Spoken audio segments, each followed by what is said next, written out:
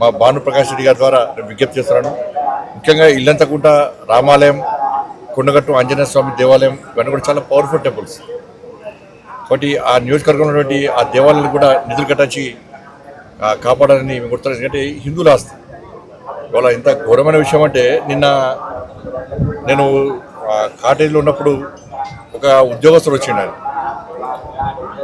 Sir, హిందువుల ఆస్తి, హిందువుల హక్కు తిరుమల తిరుపతి దేవస్థానం. ఇవాళ మనం కింద నుంచి పైకి స్వామివారిని దర్శించుకోవాలంటే ఇతర మతస్థులు కానీ ఇతర దేశస్తులు కానీ ఒక డిక్లరేషన్ ఇచ్చి పైకి రావాల్సి వస్తుంది. స్వామివారి విశ్వాసం నమ్మకం ఉంది అని చెప్పి ఒక డిక్లరేషన్ ఇచ్చి రావాల్సి వస్తుంది. ఇది గతం నుంచి జరుగుతున్న ఆనవాయితీ. కానీ దురదృష్టవశాత్తు ఏంటంటే ఈ దేవస్థానంలో దాదాపు 1000 మందికి పైగా ఇతర మతస్థులు. స్వామివారి మీద విశ్వాసం నమ్మకం లేదు. హిందూ సనాతన ధర్మం మీద వారికి ఆలోచన లేదు. ఆ సనాతన ధర్మాన్ని కాపాడాలి, సనాతన ధర్మానికి అనుగుణంగా వ్యవహరించాలని చెప్పి ఆలోచన వరకు లేదు. అటువంటి ఉద్యోగస్తులకు, అటువంటి వ్యక్తులకు టీటీడీలో ఉద్యోగాలు ఇవ్వడమైంది, వాళ్ళు ఇంకా కొనసాగించడమైంది. ఎప్పుడో ఒకసారి మార్పు జరగాలి. అరే గతం నుంచి ఉన్నారు వాళ్ళు, మేము ఏం చేయలేమంటే అది చేతకాంతనం అవుతుంది. నేను భానుప్రకాష్ రెడ్డి గారు చెప్తున్నా, పాలక వర్గానికి నేను ఘాటుగా చెప్తున్నాను, ఇటువంటి పద్ధతి మంచిది కాదు. మీరు ఎంత అభివృద్ధి చేసినా, బయట భక్తులకు అన్ని సౌకర్యాలు కల్పించినా కూడా ఇతర మతస్థులు ఈ దేవాలయంలో ఉండడం వలన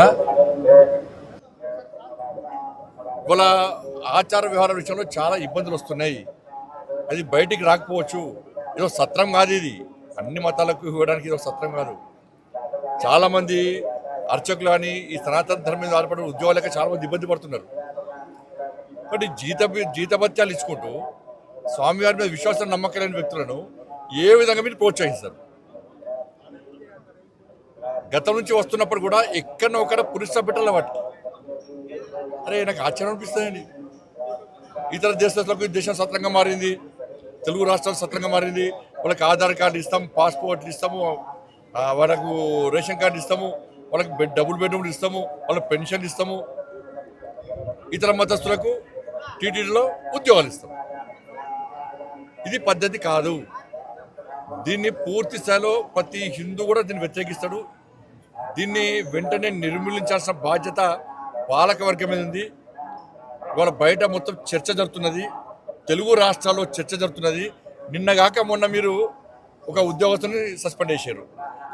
అంటే బయటకు వస్తేనే మీరు సస్పెండ్ చేస్తారు తప్ప దీని మీద ఒక విచారణ జరిపి ఎవరెవరు ఉన్నారు, ఎవరెవరు ఈ సనాతన ధర్మానికి వ్యతిరేకంగా, టీటీడీ నిబంధనలకు వ్యతిరేకంగా వ్యవహరిస్తున్నారో ఎందుకు మీరు ఎంక్వైరీ చేస్తున్నారు? ఎందుకు నిర్మించలేకపోతున్నారు? ఇది ఓట్ బ్యాంక్ పాలిటిక్స్ కాదు. ఓట్ బ్యాంక్ పాలిటిక్స్ కోసం కూడా టీటీడీని ఉపయోగించుకుంటే అంతకన్నా మూర్ఖత్వం ఇంకోటి కాదు, ఈ పిరిగితనం ఇంకోటి కాదు. నేను దయచేసి మళ్ళీ విజ్ఞప్తి చేస్తున్నాను, ఇది ఏ ఒక్కరి ఆస్తి కాదు, ఇది హిందువుల ఆస్తి. స్వామివారి విశ్వాసాన్ని నమ్మకం హిందువుల యొక్క ఆస్తి తిరుమల తిరుపతి దేవస్థానం. అటువంటి ప్రాంతంలో ఇతర మతస్థులకు ఉద్యోగాలు ఇచ్చేటువంటి పరిస్థితి నుంచి బయటికి రావాలి. ఉన్న ఉద్యోగస్తులను వెంటనే తొలగించాల్సిన బాధ్యత వాళ్ళ టీటీడీ పాలక మండలి ఉన్నది. నిన్న మతము రెచ్చగొట్టడం కాదు, వాస్తవం. ఒక మసీద్కి వచ్చి చర్చి పోయి ఒక నామం పెట్టుకొని నేను పోతే నాకు ఉద్యోగం ఇస్తారా? నాకు రాణిస్తారా నన్ను? అరే మసీదులో చర్చిలో మాత్రం ఇతర హిందువులకు అవకాశాలు ఉన్నాయి. నిజం సత్రం అయిదమన్నా కుక్కడికి వస్తున్నాయా పైసలు ఆస్తి అంతా కూడా? ఎవరు ఆలోచన ఇది? ఎప్పుడు మారుతుంది? ఇంకా మారాల్సిన బాధ్యత, మార్చాల్సిన బాధ్యత ఉందా లేదా? ప్రభుత్వాలు మారుతున్నాయి, పాలక మండళ్ళు మారుతున్నాయి, కానీ ఈ పద్ధతి మాత్రం ఇతర మత తొలగించడం మాత్రం మారతలేదు. ఈ పద్ధతి మంచిది కాదు. దీన్ని వెంటనే నిర్మించాల్సిందిగా నేను డిమాండ్ చేస్తున్నాను. ఇది మంచి పద్ధతి కాదు.